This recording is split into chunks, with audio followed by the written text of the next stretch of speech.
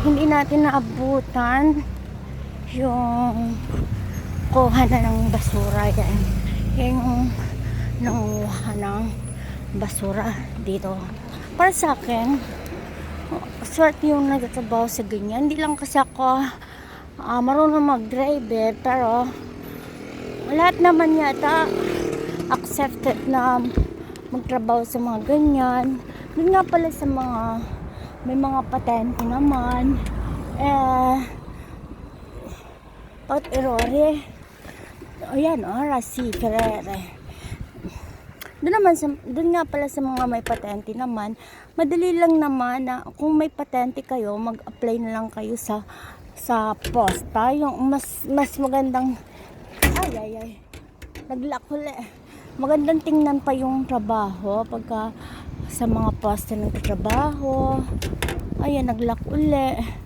Kasi, okay, Rasi. Perché già conosco. Qui di nuovo. Spero na di mag-lock kasi nag-ano ko.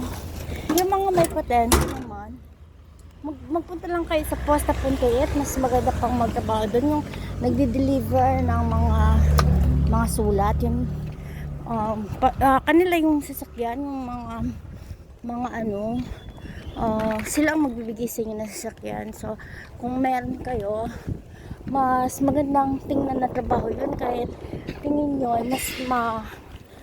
mas malakang kita sa yan ang mga basura lang pala, kaya tingin nyo ay mas malakang kita kasi dito linis talaga yan, mas malakang kita sa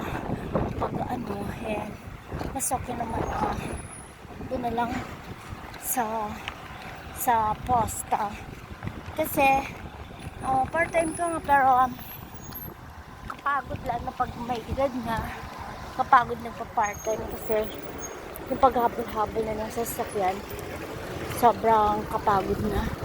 So wag isipin yung mas malaking kita kung wala namang, kasi malaking ang kita mo pero kung magkakasert ka naman useless lang, di ba?